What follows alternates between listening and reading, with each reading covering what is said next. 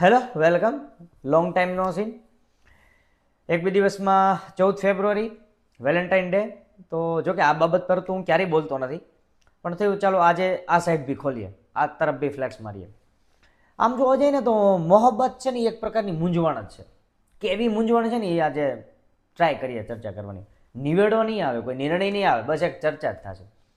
ઘણી વખત કેવું થાય ખબર, કોઈક વ્યક્તિનું એક પાસું તમને બહુ જ ગમી જાય.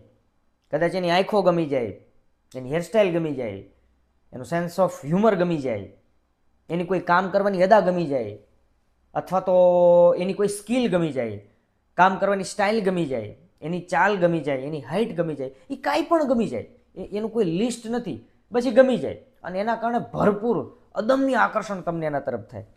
પણ સાથે સાથે એના વ્યક્તિત્વના તમને અમુક એવા હિસ્સા દેખાય કે જે તમને અંદરથી એમ લાગે કે ભાઈ આનાથી દૂર રહેવાનું છે, એ તમારા માટે યોગ્ય નથી.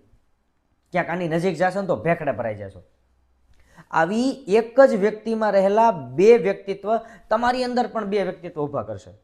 એક વ્યક્તિત્વ તમારું એવું હશે જે તમને તેના તરફ અદમ્ય આકર્ષણ ઉત્પન્ન કરશે, એમ કહેશે કે બસ ધસી જ જાઓ, એ વ્યક્તિમાં સમય જ જાઓ, આ જ મોમેન્ટ છે, આ જ જીવન છે, બસ જીવી લ્યો. અને તમારી અંદરનો તરત બીજો જે વ્યક્તિ છે એ તરત એમ કહેશે કે નહીં, આનાથી દૂર રહેવાનું છે, છેટું રહેવાનું છે. તમને તરત એવું રિયલાઇઝેશન કરાવશે કે તમારી જે ઇમેજિનેશન છે ને ત્યાં સુધી જ પ્રેમને રાખો, એને પ્રેક્ટિકલ ન બનાવો. કદાચ આ વ્યક્તિ તમારા માટે યોગ્ય નથી, તમને અંદરથી એવું પણ ઇન્સ્ટિંક્ટ થાય જો, તો તરત તમારી અંદરનો પહેલો વ્યક્તિ તમને જાત જાતના બાના બતાવવા માંડશે, એ સમજાવવાનો પ્રયત્ન કરશે કે ના ના ના ના એવું નથી, કદાચ સુધરી બી જાય, કદાચ ગમી બી જાય, સમય સાથે ચેન્જ પણ આવી જાય, કદાચ આવી જાય અને ન બી આવે, પણ બેય છે. તમે અંદર જ કે ને દ્વંદ્વમાં પડશો. તમારું એક પાસું તમને એના તરફ ભગાવશે, બીજું પાસું છે તમને તમારા તરફ ખેંચશે.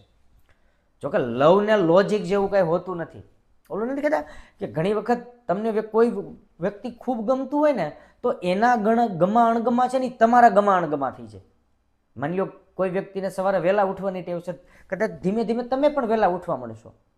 કોઈ વ્યક્તિને રાત્રે મોડા સુવાની ટેવ છે, કદાચ તમે ઉજાગરો કરવા માંડશો.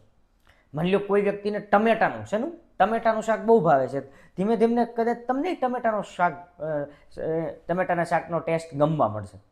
આ કોઈ તમે જોર જબરજસ્તીથી ન કરતા હોય, તમે કહે ને હર્ષો ઉલ્લાસ લાગણીથી કરતા હોય, આ થવા માંડે. આવું ઓલું કહેવાય છે ને કે પ્રેમમાં સેલ્ફિશ ન થાય માણસ, સેલ્ફલેસ થઈ જાય, પોતાની જાત સામેવાળામાં ઓગળવા માંડે.